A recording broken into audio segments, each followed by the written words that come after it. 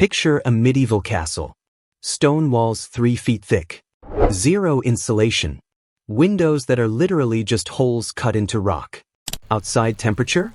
20 below zero. Now think about your modern home. Insulated walls, double-pane windows, and central heating. Yet when the power cuts out for just 12 hours in winter, you're piling on 3 coats and watching your breath fog up indoors. Here's what doesn't make sense.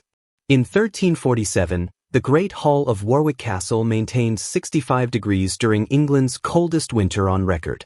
No electricity. No furnace. No thermostat. The castle kept hundreds of people comfortably warm, while outside, people were literally freezing to death in their poorly built homes. How is that possible? What did medieval builders understand about heat that we've completely forgotten? First, the modern heating problem. Walk through any modern home under construction and you'll see what the building industry calls progress. 2x6 studs filled with R19 fiberglass insulation, vapor barriers, foam board sheathing, Tyvek wrap. The entire design is built around one idea: slow down heat transfer. But here's what thermal imaging cameras reveal about your modern home. You're hemorrhaging heat at every single penetration point, every electrical outlet, every window frame, every door seal. The average newly built home has air leakage equivalent to leaving a 3 foot by 3 foot hole open in your living room wall. The fundamental problem? Thermal mass. Or rather, the complete absence of it. Modern homes are built with materials that have almost zero heat storage capacity. Half-inch drywall, thin vinyl siding, hollow stud cavities filled with fluffy insulation. These materials slow heat movement, sure, but they cannot store heat. The moment your furnace stops running, there's no reserve, no buffer. Just thin barriers between you and the freezing temperatures outside. Modern construction has created complete dependence on active heating systems. Your home is essentially a tent with better wind protection. It requires continuous energy input to remain habitable. The statistics are brutal. During a winter power outage at 20 degrees Fahrenheit, the average modern home drops 1 degree every 40 minutes. Within 12 hours, you're at dangerous temperatures. Pipes freeze. Families evacuate. Compare that to medieval castles. Records from Bodiam Castle in 1385 show that after extinguishing all fires at night, interior temperatures remained above 50 degrees for over 18 hours, even when outside temperatures dropped below freezing. No power required. No ongoing fuel consumption. Just intelligent design working with the physics of heat. Second, the thermal mass foundation. The foundation of medieval warmth wasn't fireplaces or fancy heating systems. It was the walls themselves. Not as barriers, but as batteries. Castle walls ranged from 8 to 15 feet thick. Think about that for a moment. A single cubic foot of limestone weighs 165 pounds. A 10-foot section of castle wall contains approximately 12,000 pounds of stone. Stone has what's called high thermal mass. It absorbs heat slowly and releases it slowly. During the day, fires, body heat, cooking, and even weak winter sunlight warm the stone. That heat soaks deep into the mass, sometimes penetrating several feet. At night, when external temperatures plummet, those walls radiate stored warmth back into interior spaces for hours. The thermal lag can exceed 24 hours. This means the castle is responding to yesterday's heat input while you're generating today's. The temperature swings are gradual, manageable, predictable. Your modern home? It responds to temperature changes within minutes. No thermal buffer whatsoever. Third, central hearths and heat distribution. Medieval castles didn't use fireplaces the way we think of them. The Great Hall featured a central open hearth, positioned right in the middle of the room. No chimney pulling heat straight up and out into the winter sky. Instead, smoke rose to the ceiling, spreading heat throughout the upper volume before eventually venting through a louver or roof opening. This design was brutally efficient. Radiant heat spread in all directions. The stone floor absorbed heat from below.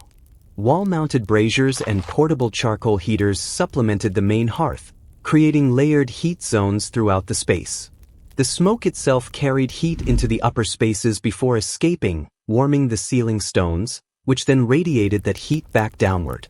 The architecture trapped and directed heat strategically. High ceilings allowed hot air and smoke to rise away from occupants while still transferring heat to the stone overhead. Thick tapestries on walls didn't just decorate, they created an insulating air gap between cold stone and living space. Galleries and upper floors benefited from rising heat, creating warmer sleeping areas above the main hall. Fourth, the personal spaces and microenvironments. Personal sleeping quarters were intentionally small. Bedchambers measured maybe 10 by 12 feet. Not because they lacked space, these were castles after all, but because smaller volumes require less energy to warm and hold heat longer. Four-poster beds with heavy curtains created microenvironments. Your body heat, trapped inside the curtained enclosure, could raise the temperature 10 to 15 degrees above the room temperature.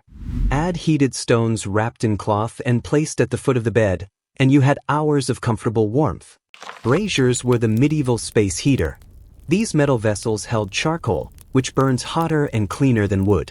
Charcoal produces minimal smoke and consistent heat for hours. A well-made brazier could keep a small chamber at 60 degrees all night on a single load of coals. They were portable, safe when used correctly, and could be moved wherever heat was needed most. Records from Westminster Palace in 1252 show an order for 120 braziers for winter use. This wasn't luxury, it was standard practice. Braziers allowed precision heating. Why warm an entire castle when you can warm the specific room you're occupying? The fifth one, material science and fuel choices. Not all stones are equal in terms of thermal mass. Medieval builders preferred limestone and sandstone for interior walls. These stones have high specific heat capacity. They can absorb large amounts of thermal energy per pound. Limestone has a specific heat of 0.2 BTUs per pound per degree Fahrenheit. Compare that to drywall at 0.26, but here's the thing, drywall weighs a fraction as much. The mass multiplies the effect. Dense, fine-grained stone was selected for areas nearest living spaces. Coarser stone with air pockets was used for outer walls where insulation mattered more than heat storage. This layering created a thermal gradient. Outer walls slowed heat loss. Inner walls stored and radiated heat. Charcoal was the premium heating fuel, and making it was an art. Wood is slowly heated in a low-oxygen environment until volatile gases are driven off, leaving nearly pure carbon. The result burns at over 2,000 degrees Fahrenheit with almost no smoke and minimal ash. 1 pound of quality charcoal provides twice the heat of 1 pound of wood and burns 3 times longer. For indoor heating where smoke control matters, charcoal was essential. Castle records show massive stockpiles. The Tower of London in 1285 stored over 50 tons of charcoal for winter heating. Tapestries were functional technology disguised as art. Thick woven wool, often layered multiple pieces deep, hung 6 to 12 inches away from stone walls. This created a dead air space, one of the best insulators available. The fabric also absorbed moisture, preventing condensation on cold stone, which would otherwise draw heat away rapidly. Modern testing of period-accurate tapestries shows they can reduce heat loss through walls by 30 to 40%. They also dampened sound and blocked drafts.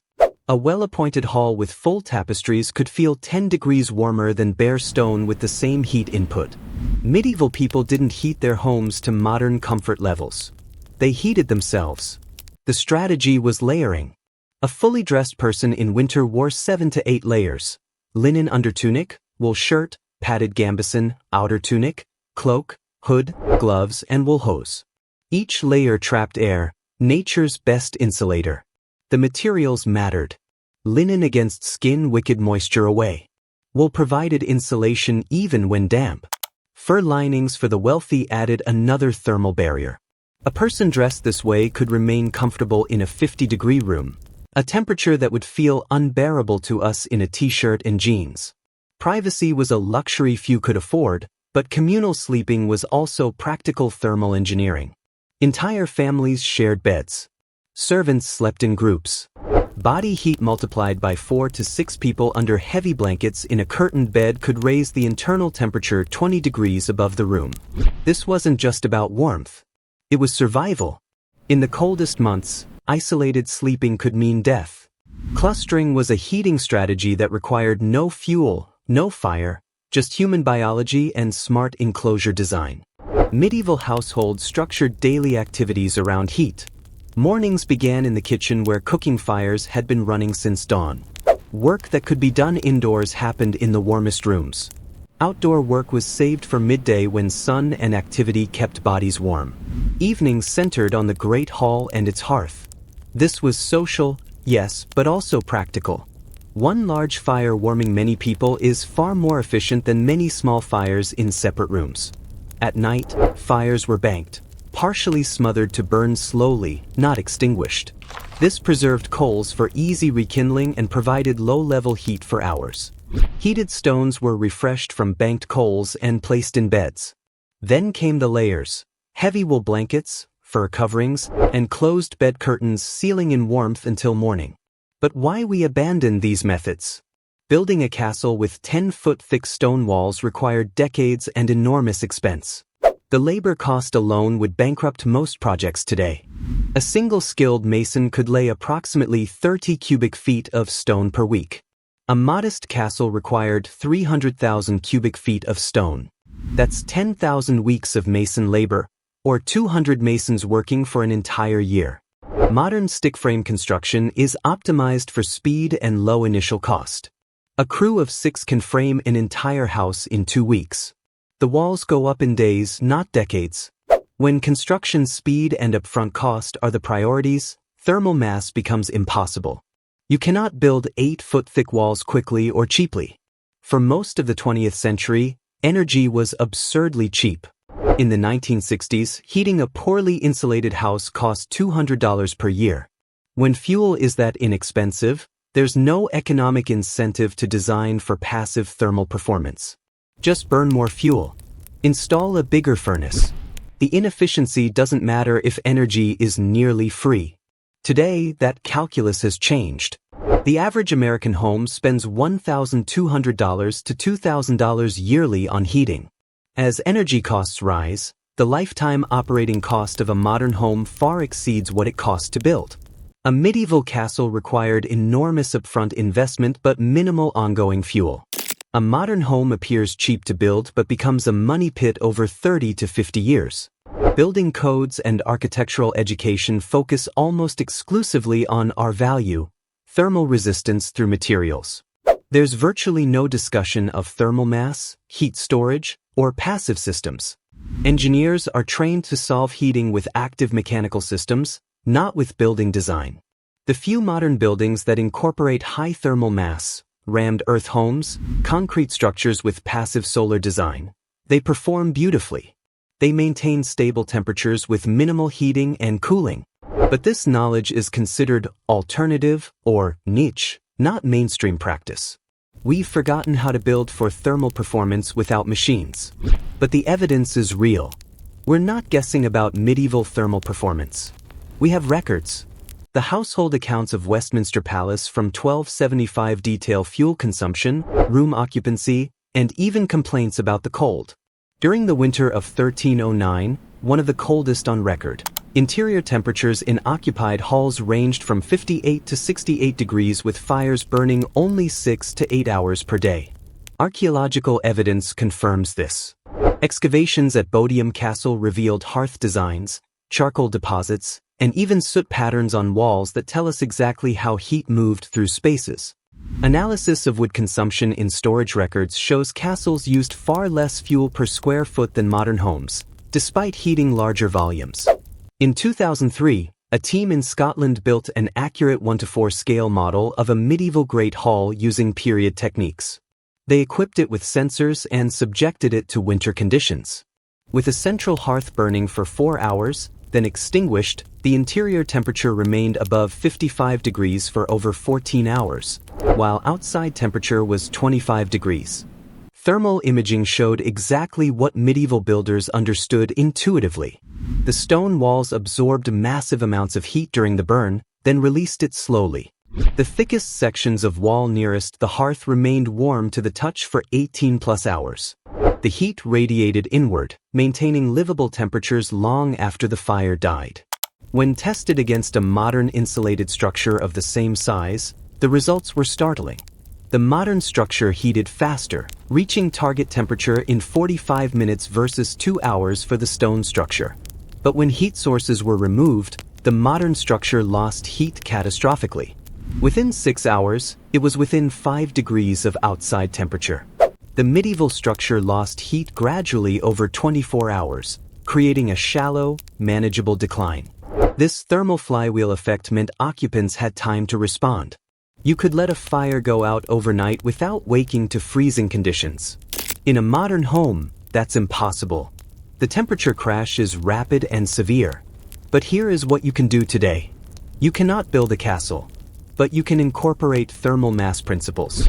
Concrete floors with radiant heating store and release heat gradually. Interior brick or stone walls in main living areas act as thermal batteries. Even thick plaster over framing adds meaningful mass. Passive solar design pairs thermal mass with south-facing windows. Winter sun heats exposed concrete or tile floors during the day. At night, that stored heat radiates back into the space. This can reduce heating loads by 30 to 50% in the right climate. Medieval builders used weak winter sun the same way. Every bit of free heat mattered. The medieval practice of heating only occupied spaces makes economic sense today. Close often used rooms. Lower the thermostat in bedrooms. Use small, efficient space heaters where you actually are. Instead of maintaining 70 degrees in 2,000 square feet, maintain 68 degrees in the 400 square feet you're actually using. Smaller, well-insulated spaces require far less energy. A 200 square foot bedroom with good insulation and a small heater uses a fraction of the energy of central heating an entire house. Medieval bedchambers were small for a reason: thermal efficiency. The easiest lesson? Dress warmer indoors. Lowering your thermostat from 72 to 65 degrees can cut heating costs by 15%. Add a wool sweater and slippers, and 65 feels comfortable. Use heated blankets and mattress pads for sleeping. They use a fraction of the energy needed to heat an entire house overnight. Medieval people weren't tougher than us. They just adapted their clothing to their environment. We've been conditioned to expect tropical indoor temperatures in winter, which is neither necessary nor sustainable. Modern homes need resilience planning. A propane or kerosene heater that works without electricity. Thermal curtains for windows. Wool blankets rated for cold weather. Designate one small room as a warm refuge if power fails. Seal it well. Add a safe backup heater and store sleeping gear there. Medieval castles had inherent resilience because their heating systems didn't depend on external infrastructure. We can't fully replicate that, but we can reduce our fragility. The goal isn't to live like medieval people. It's to borrow their principles: thermal management, material choice, and strategic heating. Medieval castles stayed warm through a complete system. Massive thermal mass storing heat. Central hearths radiating efficiently. Strategic architecture trapping and directing warmth. Layered clothing and communal sleeping. And portable heat sources targeting specific needs. It wasn't one trick. It was integrated design that worked with physics, not against it. We abandoned these principles for speed and cheap construction, counting on endless cheap energy to compensate.